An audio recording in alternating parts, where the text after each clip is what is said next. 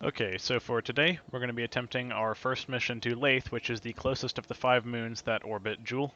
And the approach we're going to be taking to this one is going to be a little different than our normal way, in that it's still going to be sort of Apollo style where we send down a lander, but this time it's actually going to be in the form of a jet rather than the typical lander can like you see me take. The reason for that being is that Laythe actually has an atmosphere just like Kerbin, which means that we are able to use the extremely fuel efficient jet engines on there. And so by taking advantage of this, we can get lots more delta V both through the engine and through using aerodynamic lift from the atmosphere. All that said, what you see me now building is that jet.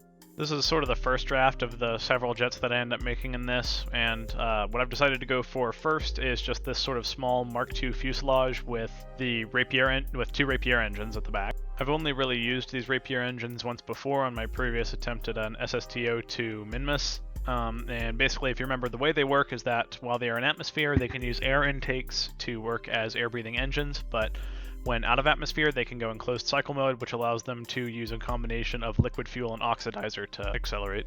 Knowing that in this first iteration of the plane, most of the fuel carried on board is going to be liquid fuel, since that's what's only used during the takeoff period while we're still in atmosphere. And the plan is actually to switch to that closed cycle mode and use the rest of our liquid fuel, or not liquid fuel, the oxidizer, once we are out of the atmosphere. And the issue with using that closed cycle and not just using this for all my engines is the fact that the closed cycle is, while it's pretty powerful, it's actually really fuel inefficient, so we want to spend as little time burning in closed cycle mode as possible. Of course, the difficulty in this comes in trying to find a way to get as fast as you can while in atmosphere and not burn up, and at the same time spend as little time burning in that closed cycle mode as possible, so that makes these engines a little hard to get used to. I should also mention that these circles you see on the craft on screen, the yellow one represents my center of mass, the blue and black one represents my center of lift, and the purple one in the very back represents my center of thrust.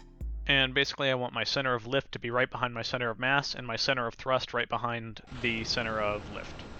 Just to make sure that the thing can fly and take off okay, I've decided to go ahead and give it a little test flight on the runway and mess with some of the maneuverability of it. And once we get to about 60 meters per second, we're going to go ahead and try and nose up, and the thing lifts off fine, which is perfect because my main concern about this was just being able to lift the actual nose of it up.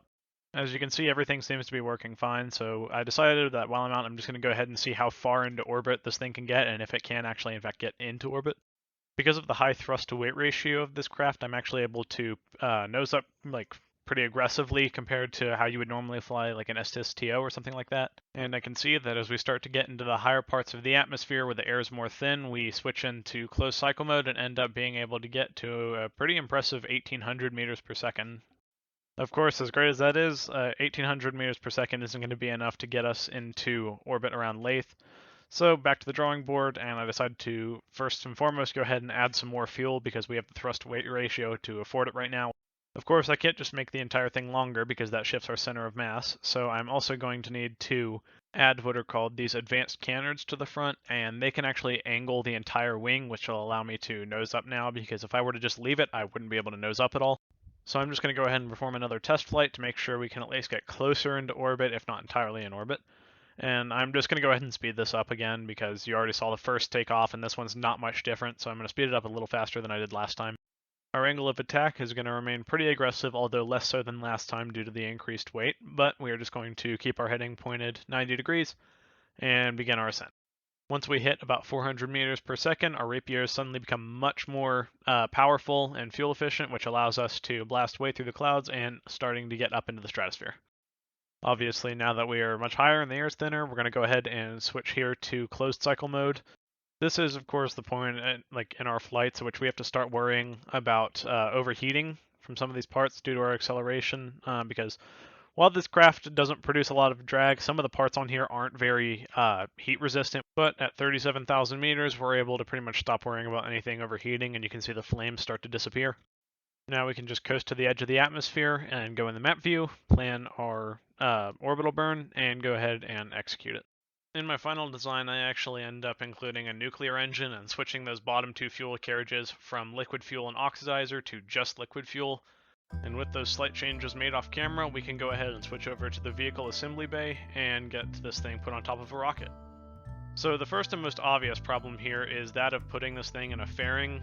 You can see the giant wingspan of this thing means that it would have to be put in a really awkward shape, and the sheer amount of drag created by a fairing shaped like that would kind of defeat the purpose. And that's not even counting all the stuff we'd have to put in the nuclear engine, so I kind of had to get creative with the shape of the fairing. And speaking of the nuclear engines, we're going to go with our standard Mark II to Mark I adapter, and then add a central core of nuclear fuel tanks with a nuclear engine, and we're just gonna copy and paste that 6 times around the rocket and put on some nose cones. To get some extra delta V out of the craft, we're going to go ahead and put on some more auxiliary fuel tanks, which won't actually have nuclear engines on them, but they will just store a little bit of extra fuel and then drain into the central core of nuclear engines. Now, Laythe, and for that matter, Joule, are pretty dang far away from the sun, which means that if we want to use solar panels, they're going to be way, way less effective out there than it is at, say, Kerbin. So to solve that, we're going to use some RTGs, which will basically just give us a lower than average but consistent output of power. As per usual, to avoid things shaking around during the flight, we're just going to add some more struts to the rest of the craft to make sure that it doesn't cause us to veer off course during our ascent or while we're in the vacuum. So now coming to the fairing, I initially tried to just sort of build around the wings, but that created way too much drag and made it look really dumb. So I ended up just having it go sort of around and like wrap around the nuclear stage here, and you can actually see on screen it sort of looks like one of the Space Force's plans for a moon rocket in the 60s, which basically they just had it was a direct ascent landing, and it sort of had a plane strapped to a bunch of engines that would eventually glide back to a runway once it returned home. Anyways, you're going with a pretty enormous 5 meter in diameter bottom parts here, using some of the new parts from the Making History DLC, and I'm going to go ahead and have 9 Mastodon engines at the bottom with that adapter, and we're going to go ahead and attach some more tail fins and add 2 Clydesdale boosters on either side of the rocket to just give us some more power off the launching pad. So now we have pretty much completed the main part of the rocket. For now, we're just going to go ahead and add on some separatrons to remove the boosters once they've expended all their fuel and rearrange our staging a little bit. After that, I'm going to go ahead and strap some struts onto the boosters to make sure it's not going anywhere during launch. But that's about the majority of the build done, and I gotta say this is probably one of the bigger, if not the biggest, I think, craft we've launched so far, so I'm just going to go ahead and swap out crew and make sure we have everyone in we want and get ready for launch.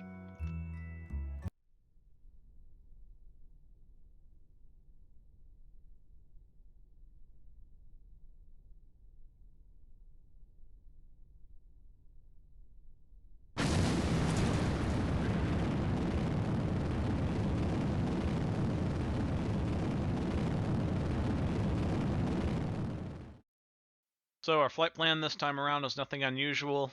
Even though it's a big rocket, we have a pretty good thrust rate ratio with those 9 Mastodon engines and 2 Clydesdale engines. So as per usual, we're just going to be aiming to be pointing roughly 45 degrees at 10 kilometers.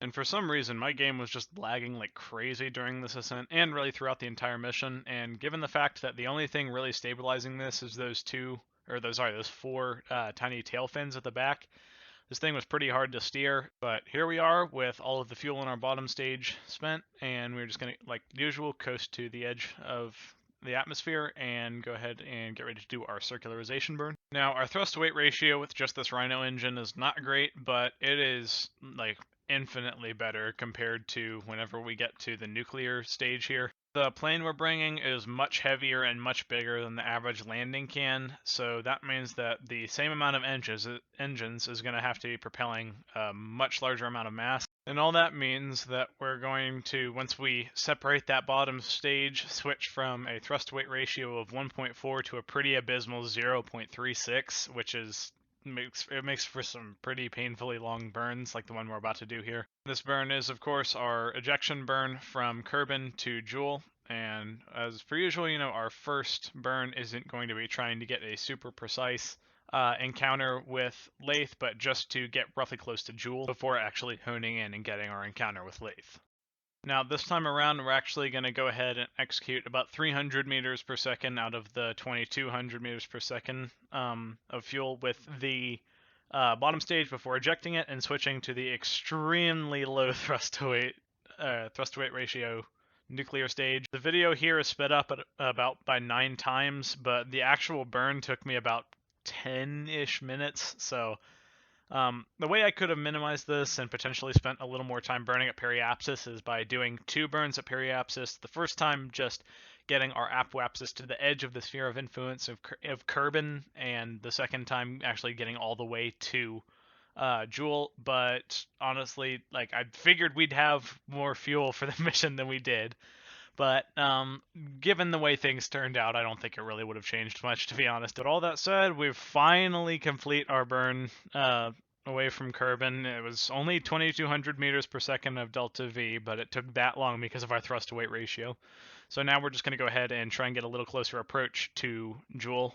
Now, given the fact that there's only about 4 minutes left in the video, you're probably guessing that I didn't do this successfully, and that would be correct because, as you'll see here in a minute, we are able to successfully get an encounter with Laythe. We are able to do that, which I wasn't sure, but like if I'd be able to do it, because it's not the easiest thing to get an encounter with a moon this far away.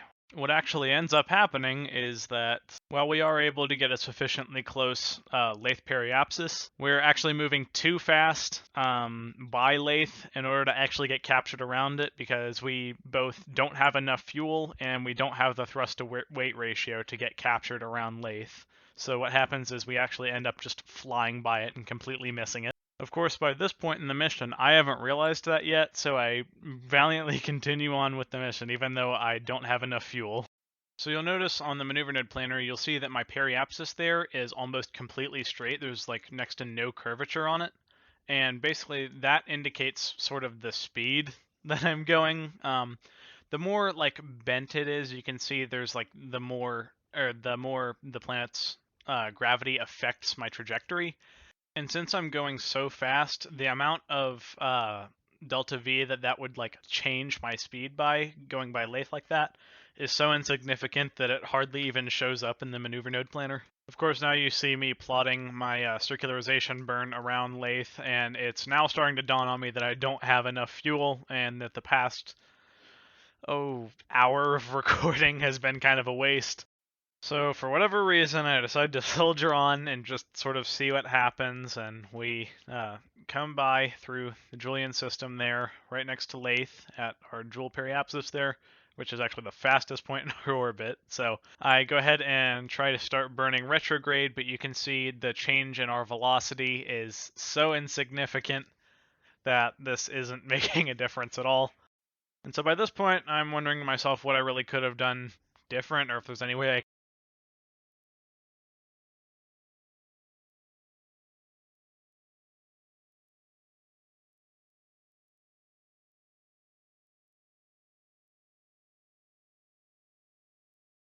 can salvage this. So I decide to go ahead and try and have one of my Kerbals hop out of the ship and fly into the plane to use the much more efficient or the much more powerful engines and stop ourselves, but we are still going too fast, and we expend all of our fuel in the closed cycle mode so that it doesn't work, and you see our nuclear engine there explode from overheating, and we just end up flying way past Laythe.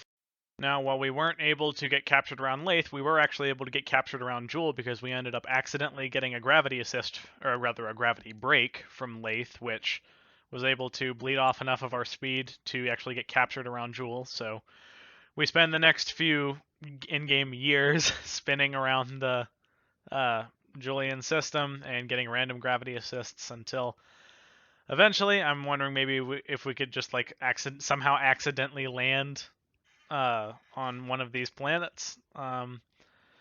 What's happening is we get a gravity assist from Tylo and get launched into deep space out of the Julian system. So that's about all I could have done.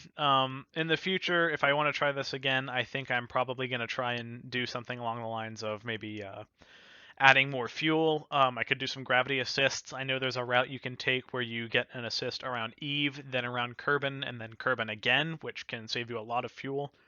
I can also gravity brake around Tylo if I figure out how to do that. So if I attempt another Jewel mission, more specifically Laythe, I'm probably going to try and either get assists from Kerbin and Eve, or get an assist from Tylo, or maybe both, probably both. But so that's how you don't get to Laythe. That's about it. See ya.